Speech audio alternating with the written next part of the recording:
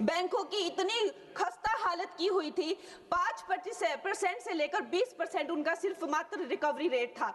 50 करोड़ से ज्यादा जन धन खाते खोले, जन जन को जो है बैंकों से कनेक्ट किया, और आज जो है बैंकों का जो है सशक्तिकरण जो है प्रधानमंत्री नरेंद्र मोदी जी ने किया है। आप जब किसी सरकारी बैंक में घुसते हैं तो ऐसा लगता है कि 80 या 90 की दशक की किसी इमारत में आ गए हैं, जहां पे दीवारें उखड़ रही होती हैं, पंखा अपनी मर्जी से चलता है और लाइनें रेल टिकट से भी ज्यादा लंबी होती हैं। इसके बाद जब आप काउंटर नंबर 1 पे पहुंचते हैं तो बताया जाता है काम यहां नहीं होगा, काउंटर नंबर 4 पर जाइए। जब काउंटर नंबर 4 पे जाते हैं तो बताया जाएगा यहां पर भी काम नहीं होगा, फर्स्ट फ्लोर पर जाइए। और जब आप थके हारे फर्स्ट फ्लोर पर पहुंचते हैं तो बताया जाता है कि लंच हो गया है, लंच के बाद 2 बजे आइएगा। 2:15 पहुंचते हैं तो बताया जाता है कि लंच एक्सटेंड हो गया, अभी कर्मचारी गुलाब जामुन खा रहे हैं। यह व्यवस्था है कस्टमर सर्विस की एक सरकारी बैंक में। और आज हम जहां चांद पर पहुंच गए, यूपीआई से गोलगप्पे खरीद रहे हैं, लेकिन हमारी सरकारी बैंकिंग व्यवस्था 80-90 के दशक से बाहर नहीं आ पा रही है। सर, बैंक ईंट या सीमेंट से बनी किसी इमारत का नाम नहीं है। बैंक सिर्फ किसी स्टील या एल्यूमिनियम से बने एटीएम का नाम नहीं है, और बैंक ना ही एक काउंटर से दूसरे काउंटर पर दौड़ रहे बैंक ग्राहकों की उस दौड़ का नाम है। बैंक नाम है विश्वास का, बैंक नाम है अधिकार का, न्याय का, समानता का। लेकिन पिछले कुछ वर्षों में यह विश्वास जो ग्राहकों का बैंकिंग व्यवस्था में था, वो कहीं ना कहीं कमजोर होता नजर आ रहा है। और उसके कुछ बुनियादी कारण, बहुत ही बेसिक कारण आज मैं सदन में आपके माध्यम से सरकार के सामने रखना चाहूंगा। सबसे पहला, पुअर कस्टमर सर्विस। यदि आज किसी ग्राहक को सरकारी बैंक में किसी काम से जाना हो तो मान लीजिए उसके ग्रह खराब चल रहे हैं और दिहाड़ी भी खराब होगी। कोई नौकरी पेशा आदमी हो तो ऑफिस से छुट्टी लेनी पड़ती है, कोई स्टूडेंट हो तो प्रैक्टिकल का एग्जाम मिस करना पड़ता है, यहां तक कि साधारण सी पासबुक अपडेट कराने भी जाना हो तो वो भी एक संघर्षशील सफर में तब्दील हो जाता है।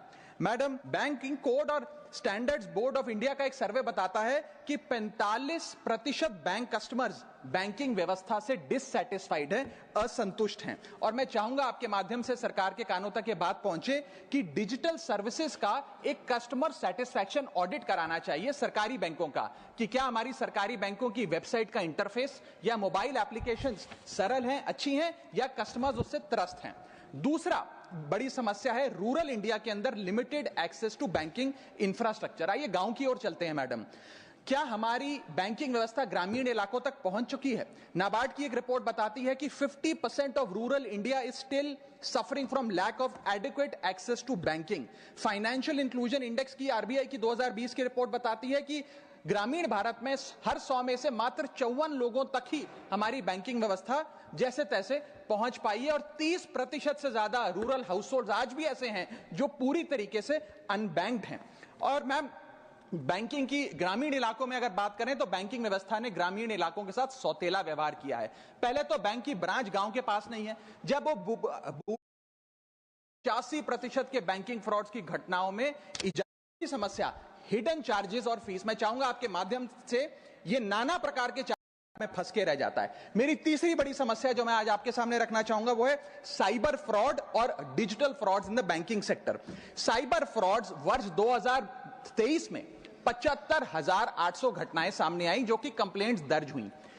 वर्ष 2024 आते आते 75,000 से बढ़कर यह आंकड़ा 2,92,000 हो गया, यानी कि 285% के बैंकिंग फ्रॉड्स की घटनाओं में इजाफा देखा गया। और 2100 करोड़ रुपए लोगों के इस बैंकिंग फ्रॉड के चलते जीरो हो गए, शून्य हो गए, उनका नुकसान हो गया। और सबसे ज्यादा कंप्लेंट्स इसमें यूपीआई रिलेटेड बैंकिंग फ्रॉड्स की आई हैं। मैडम, मैं आपको बताना चाहूंगा कि मनी थेफ्ट के साथ साथ उतना ही जरूरी है डेटा थेफ्ट। जब आप बैंक को पूरे विश्वास के साथ अपना डेटा देते हैं, अपना पैन देते हैं, अपना नाम, एड्रेस, डेट ऑफ बर्थ, तमाम चीजें देती हैं, क्या बैंक आपके डेटा को सुरक्षित रख पाता है? क्या बैंक वो जाने अनजाने में या डेटा चोरी के माध्यम से वो सारा हमारा डेटा मार्केटिंग कंपनियों के पास, क्रेडिट कार्ड कंपनियों के पास, लोन देने वाले, फ्लैट बेचने वाले लोगों तक नहीं पहुंचता? एक रिपोर्ट के मुताबिक 2019 में एसबीआई के 3 million customer account data leak हो गया और तमाम बैंकिंग हिस्ट्री लीक हो गई।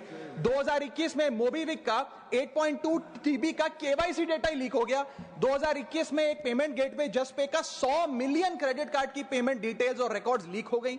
अब ये लीक है कि जाने अनजाने में डेटा शेयरिंग है, ये फैसला मैं आप तक छोड़ता हूं, लेकिन आपको इस डेटा लीक का भुगतान करना पड़ता है, आपको उसको भुगतना पड़ता है। और उसका सबसे छोटा सा उदाहरण है कि आए दिन आपको आपके बीवी, आपके माता पिता, आपके घर वाले फोन करके आपका हाल पूछे ना पूछे, मार्केटिंग कॉल्स वाले आपको रोज फोन करके कहेंगे कि आपका क्रेडिट कार्ड अप्रूव हो गया, आपका लोन अप्रूव हो गया, हमसे फ्लैट ले लीजिए, हमसे फलानी चीज ले लीजिए। इनके पास ये हमारा डेटा आता कहां से, एक बड़ा सवाल है।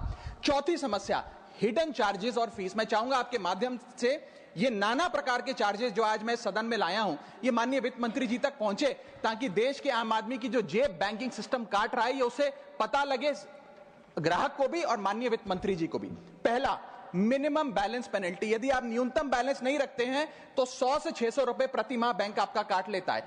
इस चार्ज को लगाने के बाद बैंकों ने वित्तीय वर्ष 22-23 में 3500 करोड़ रुपए मिनिमम बैलेंस पेनल्टी के नाम से लोगों से वसूले हैं मैडम। दूसरा चार्ज, एक्स्ट्रा एटीएम यूजेज। आपको एटीएम ट्रांजैक्शन के लिए 2 से 3 की मोहलत मिलती है, 2 से 3 की इजाजत मिलती है बैंकों द्वारा। अगर आप चौथा पांचवा ट्रांजैक्शन कर लें तो हर ट्रांजैक्शन पे 20 रुपए एटीएम चार्ज आपको देना पड़ता है। इनएक्टिविटी फी 100 से 200 रुपए सालाना, यानी कि अगर बैंक आप बहुत ज्यादा अपना अकाउंट यूज नहीं करते हैं तो बैंक इनएक्टिविटी के नाम पे भी चार्ज लगा देता है। फिर बैंक स्टेटमेंट आप मंगवाते हैं तो बैंक स्टेटमेंट इशुएंस चार्जेस के नाम पर आपसे 50 से 100 रुपए लेता है। फिर आप कहते हैं हमें एसएमएस अलर्ट के माध्यम से मेरे बैंक के खाते में क्या आ रहा है उसकी जानकारी मिले, तो एसएमएस अलर्ट चार्जेस के नाम पर भी प्रति क्वार्टर 20 से 25 रुपए आपसे लिया जाता है।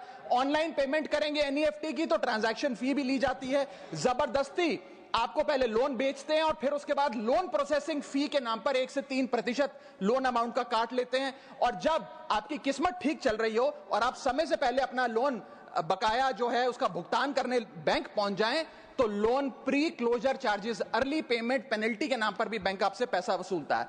साधारण सा सिग्नेचर बदलवाना हो, नॉमिनी की डिटेल्स बदलवानी हो, उस चेंज पर भी 200 रुपए प्रति ट्रांजैक्शन के नाम पे बैंक आपसे पैसा वसूलता है। और डिमांड ड्राफ्ट पे ऑर्डर बनाने जाएं तो 100 से 200 रुपए प्रति डिमांड ड्राफ्ट आपसे पैसा वसूलता ही वसूलता है। यानी कि कस्टमर्स की जेब काटी जा रही है और कस्टमर्स को पता भी नहीं लगता कि कितना पैसा बैंक इन नाना प्रकार के चार्जेस के चलते आम आदमी से वसूल रहा है।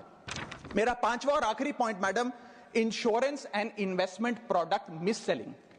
अपने क्वार्टरली या मंथली टारगेट्स पूरा करने के लिए बैंक के एग्जीक्यूटिव मिस सेलिंग करते हैं, गलत प्रोडक्ट लोगों को बेचते हैं। यह भी एक प्रकार का हनी ट्रैप है। मीठी मीठी बातें कर भोले भाले मासूम लोगों को ऐसे प्रोडक्ट्स बेच दिए जाते हैं जिनकी जरूरत उन्हें है ही नहीं। IRDAI, insurance regulatory development authority of India की एक रिपोर्ट बताती है कि 3.5 लाख सालाना कंप्लेंट्स में से 20% कंप्लेंट्स सिर्फ और सिर्फ मिस सेलिंग की, गलत प्रोडक्ट बेचने की उन्होंने दर्ज करी हैं। सेबी की एक रिपोर्ट बताती है कि 30% इन्वेस्टर मिसलीडिंग इंफॉर्मेशन का शिकार हैं। और म्यूचुअल फंड्स की मदर बॉडी, जिसे association of mutual fund of India कहते हैं, वो बताती है कि 23%, मैं खत्म कर रहा हूं मैडम, 23% इन्वेस्टर ऐसे हैं जिनके पास वो प्रोडक्ट्स हैं जो उनके रिस्क प्रोफाइल और फाइनेंशियल गोल से मेल ही नहीं खाते हैं। तो मैडम, मैं इन सारे जो समस्याएं बताई हैं उसके माध्यम से समाप्त कर रहा हूं। बस इतना ही कहना चाहूंगा कि ये बड़ी बुनियादी समस्याएं हैं जो आज इस देश का एक आम अकाउंट धारक, एक आम आदमी सफर कर रहा है। मैं चाहूंगा माननीय वित्त मंत्री जी इन बुनियादी सुविधाओं का, इन बुनियादी समस्याओं का समाधान दे। बहुत बहुत शुक्रिया।